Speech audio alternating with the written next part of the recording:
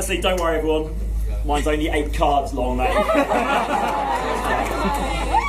First thing I've got to say is a big thank you to Emma and Laura, who helped read through most of the day today. I didn't have a clue what I was doing in the church, so just going that way. Thank you, and you look beautiful. Although you have, I must say, been outdone by Jenny. I'd actually written something down to say, but it doesn't do it justice whatsoever. Like, you look amazing, though.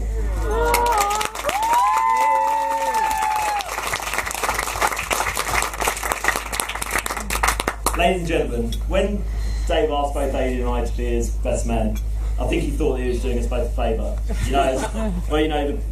saying goes, problem shares, problem half. Now, what I don't think he realised, and what has probably just dawned on him now, is that actually by doing so, he's actually doubled his own problems. For those of you who don't know me, I'm James. Hi. Good evening, everyone. When I first met Dave, about 10 years ago, at uni, propping up the bar in Halifax Hall, big cheer, just been calling that. I must admit, my first thought wasn't, this guy's a nice guy, or he seems like a laugh. It was actually more simply, why on earth is this guy always referring to himself in the third person? Disco Dave, double R Dave R, the list goes on. Nevertheless, we got over that. And I've enjoyed most of Dave's self-proclaimed names ever since. During those 10 years, we've done a lot together.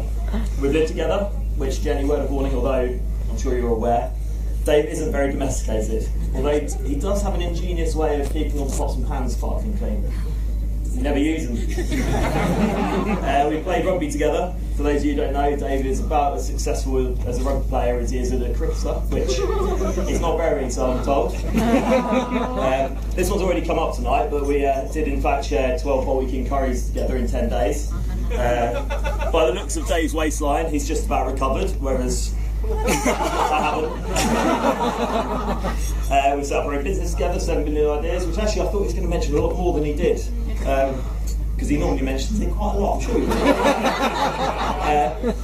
will. We've even taken our mums to see Take That together. Yeah. And Dave, I know you love that day, but today really could be the greatest day.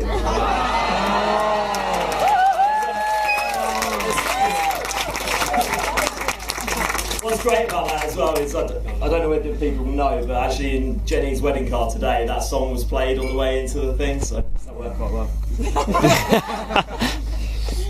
So a few months back, when Dave sat me down, bought me a pint of lager and asked me to be his best man, I couldn't have been happier.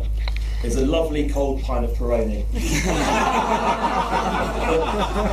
Seriously, no, Dave, you're the most loyal and trustworthy of friends, and the fact that you put your trust in me for your special day makes this one of the proudest moments of my life.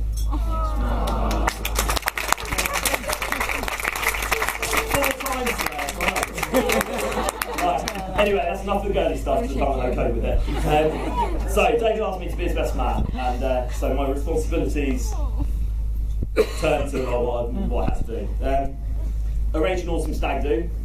Tick. Find out the ladies.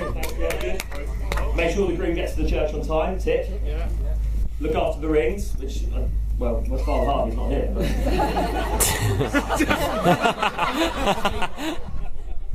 of course, then there is his speech. As you can probably tell by the fact that this is shaking in my hand, I am a nervous public speaker. So while I was writing this speech, I did a bit of research into the way people calm their nerves. Really. So some people say that you should take deep breaths, which others say that you should force yourself to speak unnaturally slowly. Of course, you can have a bit of Dutch courage, which I don't normally do. Or you can imagine your audience in their underwear. Easy. So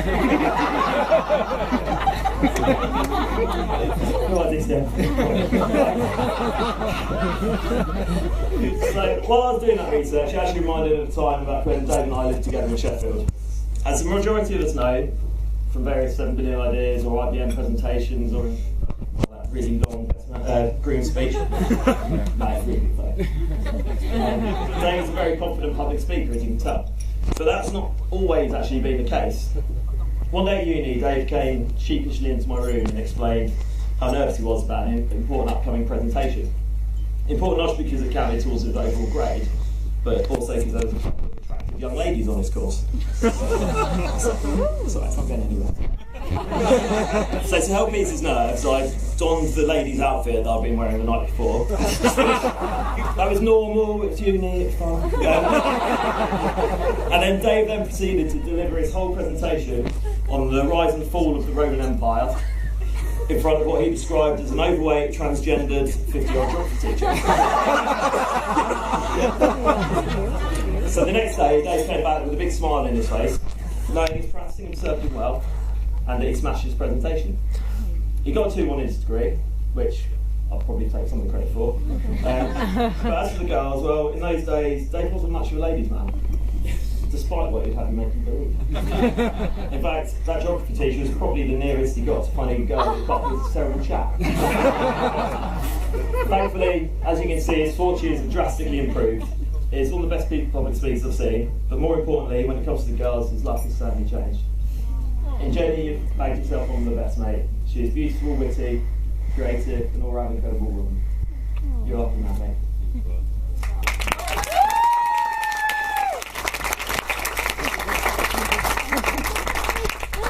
Now, according to my research, apparently no best man speech is complete without some sort of reference to the stag do. So Dave's remit for this speech was keep it family friendly and try to avoid mentioning stag do. So I'm not going to go into it too much. But to be honest, there's a lot of people in the room that came along. And it was a good laugh, and they'll probably vouch for me. It really wasn't that bad. There wasn't anything too dodgy going on. In fact, I should probably point out that although Dave looks like he's sitting and moving around a bit uncomfortably right now about what I might say about it, it's just that it's not that he's nervous about what I'm about to say. It's just that his bum is still a little bit sore after the. Yeah, you're right. That's not family friendly. Sorry, keep that quiet.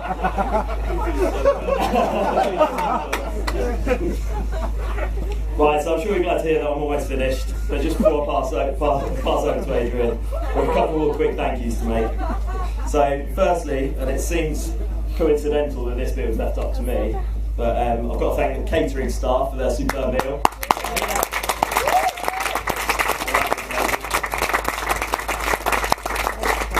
I've also got to thank the photographers Matt and Chris. And finally, on behalf of everyone here, everyone in the room, I'd just like to thank both the Harkin and the Paul families, the wider families, for making this such a special day. The efforts that they've gone into on the bunting, the decorations, the games outside, every last thing has been thought of. And this has made everything perfect. Thank you very much, guys.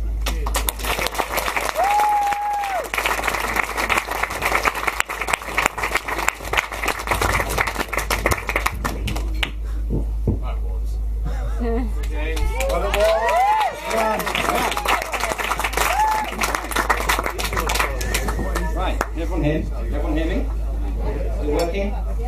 Right, so I think I've actually got an easy job because it's not that I'm not grateful, but James actually has thanked everyone. So it's not that I'm grateful, but I'm going to thank everyone for everything that you've done. It's been a fantastic day. Thank you very much. So Dave, Disco Dave, Double Hard Dave Harkins, D-Dog, Santa, CEO or future Prime Minister. Whatever you know Dave as, congratulations, mate. I never thought I'd see the day that you finally made it into Phase 4. I honestly couldn't be happy for you.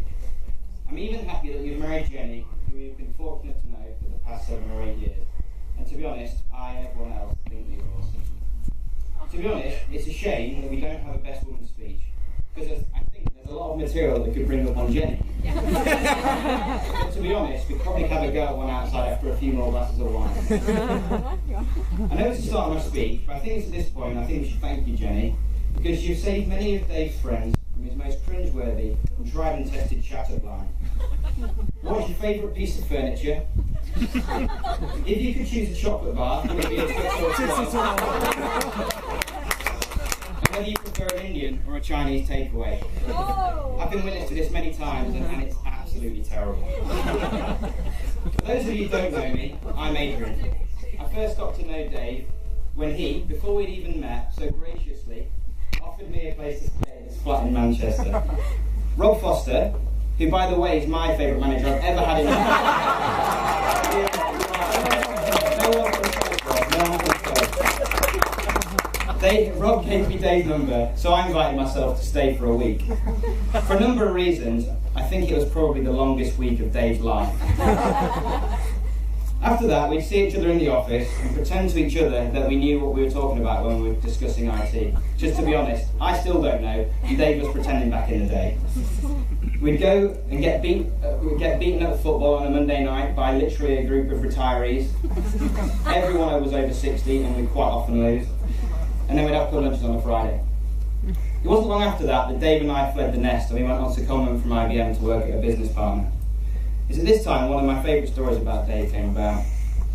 Mr. Serious, as he is, was tearing around the north of England in his suspiciously smelling Volkswagen Golf, plugging Dell hardware because at the time it was easier than selling IBM. So you didn't hear that easy. At the grand age of 22, in his power ties and shiny grey suits, Dave was asked to leave IBM and potentially go into consideration to become the sales director for the small IT company that he was working for. To be honest, it was an industry, as I said, we knew nothing about. Dave was severely tempted by this offer, even attempting to rope me into his grand plan. Not because he thought it would be good for his career, not because he thought it would help him learn lots, and not because he thought it would earn him loads of money, but because he thought that the sales director business card would imagine all the attention I'll get from all the birds, mate. But amazingly, it seems that his logic wasn't so far from the truth, because as now he's the CEO of 7 billion Ideas, he has the business card, and he's finally married the woman in his dreams in Jenny.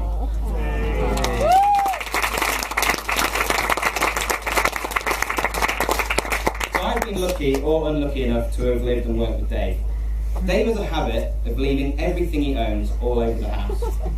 This ranges from smelly socks, shoes, teacups, beer bottles, Rocky Balboa dressing gowns with the Italian stallion on the back, towels, you name it, Dave would leave it. One of the things that Dave used to leave around the house was his prized cricket bats. Dave would walk around the house in said dressing gown, hood up, pretending that he's the next Nasser Hussein, making play strokes in the hall, living room or kitchen, basically wherever he went. He'd tell us all, boasting how much he was going to smash it at the weekend, whilst limbering up like a boxer. This is where the double hard day parking park comes in case you're wondering. The best part about all this boast was that every week he'd come back and we'd ask, "Did you smash it today, Dave?" The response would come back, yeah lads, I smashed it, it was amazing." And then he'd disappear quietly to his room. I'd go in and I'd ask him and say, "How did it really go?" Probably be sat at his desk, hand on it, like this. I'd say to him, he'd look coy with that cheeky smile and he'd say, "Mate, I was terrible." The best thing is that, lads, it was the 5th week in a row that he said the same story. So I really feel sorry for you, he couldn't get over double figures. Thankfully, he was a marginally better wicket-keeper and captain. As long as all the very busy things going on in Dave's life, he took on captaincy of the Vine Cricket Club and he got you promoted to the next league. So I congratulate you on that, Dave. So genuinely, underneath all the banter, messiness and terrible chat at lines, you're one of the most caring, considerate and funny people I know. You also have one of the most kind, welcoming families I've ever met. I feel privileged to have gotten to know Laura, Chris, Matthew, Sue and Big John, and I look forward to getting to know more of Jenny's family as we hopefully continue our friendship. Hey, the work you've put in for Action for Children, building your own company at the age of 25, and being one of the most hard-working people I know differentiate you from anyone that I've ever met. The number of friends you've got in this room is a testament to your infectious personality, one that I feel very proud that I've gotten to know. We haven't always seen eye to eye, it's fair to say, but I think what makes you a special friend is the way that you've always walked out strong on the other side. And I think we can all agree in the room today that that's a good trait to have in a husband.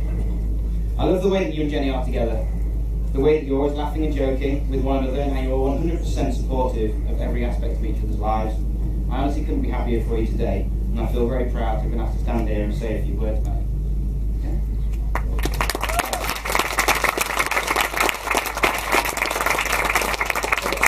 I'm not ending up on that. That could be a nice way to end, but I'm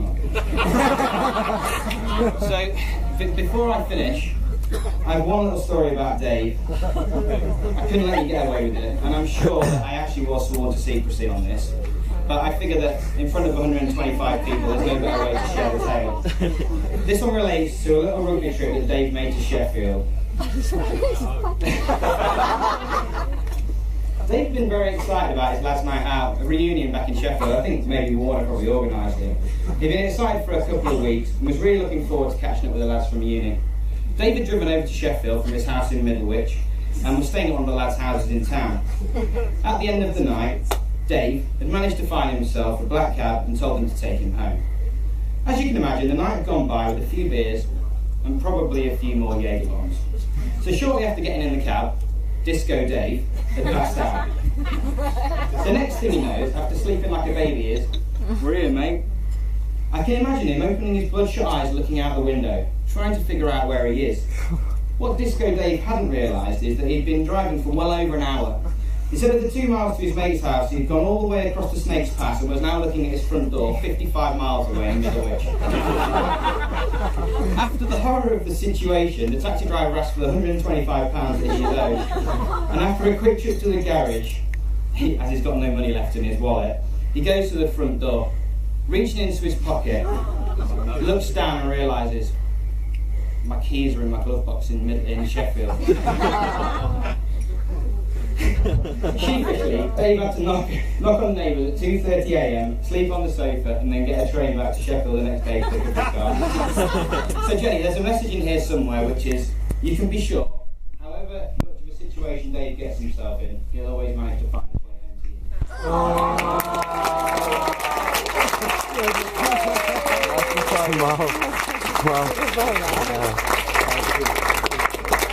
So ladies and gentlemen, if I could ask you all to stand, and we can have a final toast to Dave and Jenny, Mr. and Mrs. Harkin. Mr. and Mrs. Harkin.